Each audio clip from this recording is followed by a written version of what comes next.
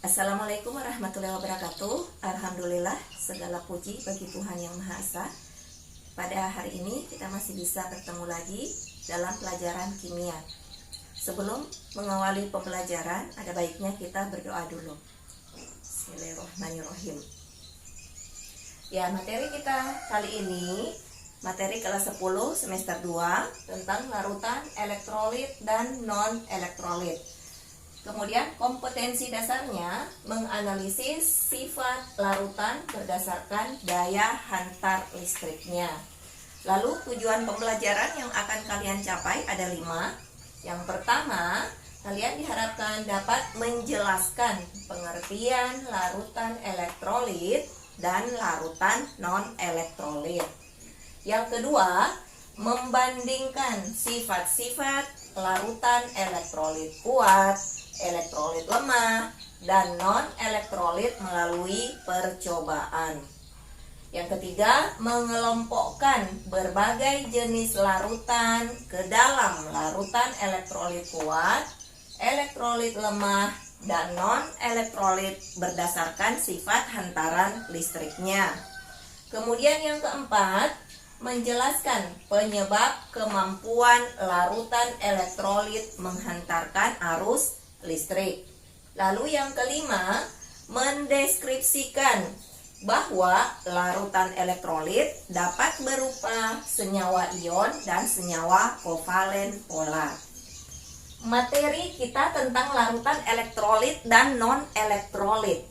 Di sini ada kata larutan. Apa definisi dari larutan? Larutan adalah campuran homogen.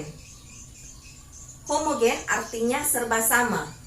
Berarti larutan adalah campuran yang serba sama di antara dua zat atau lebih.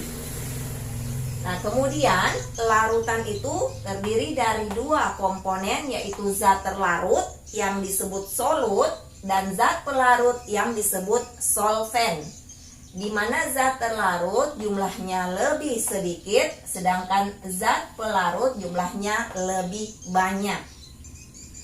Larutan ini bisa terdapat dalam 3 wujud, yaitu bisa berwujud padat, bisa berwujud cair, dan bisa berwujud gas.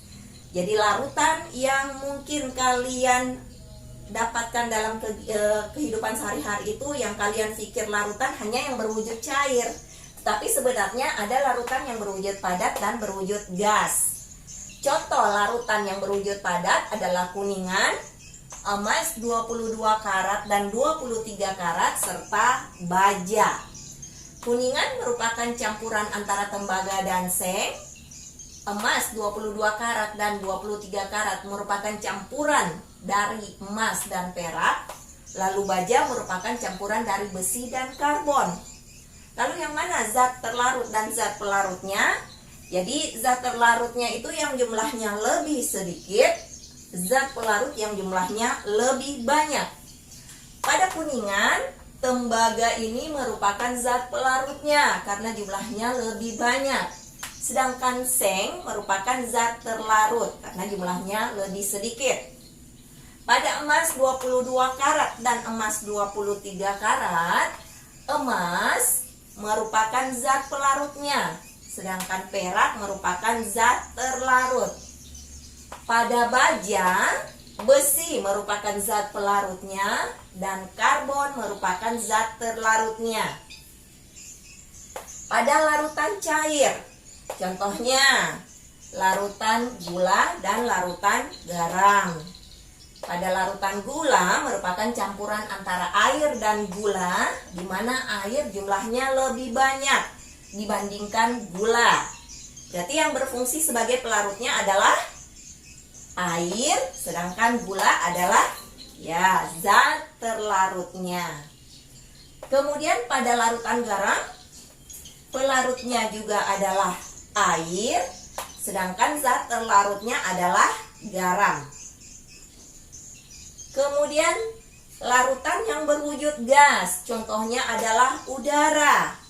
Mengapa? Karena udara ini merupakan campuran dari berbagai macam gas. Ada gas nitrogen, ada gas oksigen, ada gas karbon dioksida, gas argon, dan lain sebagainya. Nah, yang mana yang merupakan zat pelarutnya? Yaitu nitrogen, karena komposisinya lebih banyak, yaitu sebesar 78%. Ya, itu tadi perkenalan tentang larutan. Nah, sekarang kita lanjutkan. Ya, lalu pembagian larutan berdasarkan daya hantar listriknya itu dibedakan menjadi dua, larutan elektrolit dan larutan non-elektrolit. Sesuai dengan tujuan pembelajaran kita yang pertama, yaitu menjelaskan pengertian larutan elektrolit dan larutan non-elektrolit. Jadi larutan elektrolit adalah larutan yang dapat menghantarkan arus listrik. Sedangkan larutan non-elektrolit adalah larutan yang tidak dapat menghantarkan arus listrik. Nah, larutan elektrolit ini terbagi lagi menjadi dua, yaitu larutan elektrolit kuat dan larutan elektrolit lemah. Apa itu larutan elektrolit kuat? Yaitu larutan yang dapat menghantarkan arus listrik dengan baik.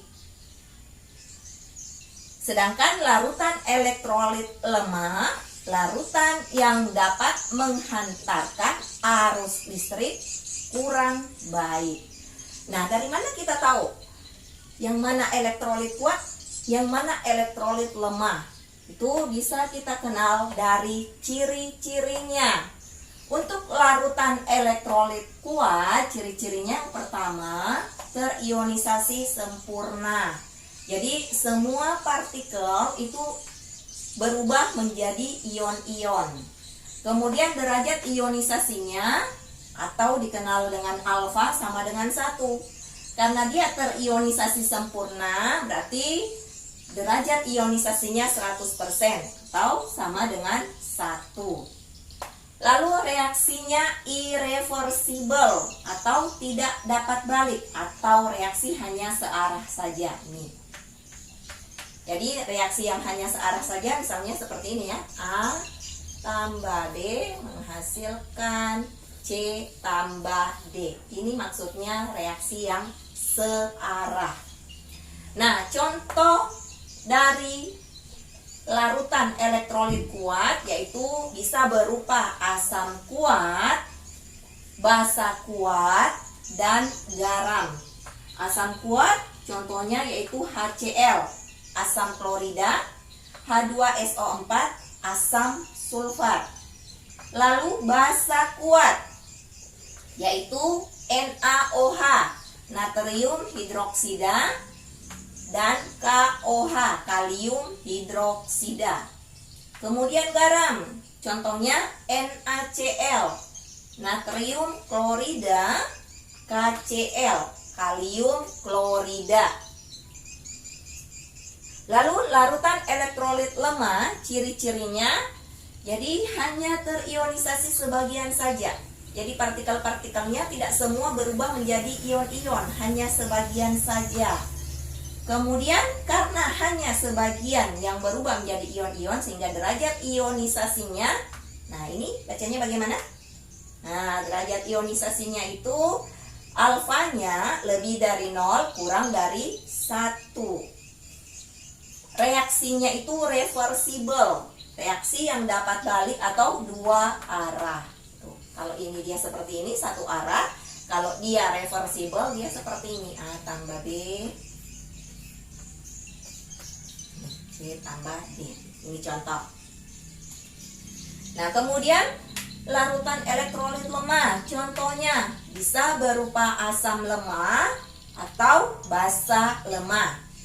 Asam lemah contohnya CH3COOH, asam asetat atau asam cuka. Kemudian HCN, asam sianida. Basa lemah NH4OH, amonium hidroksida.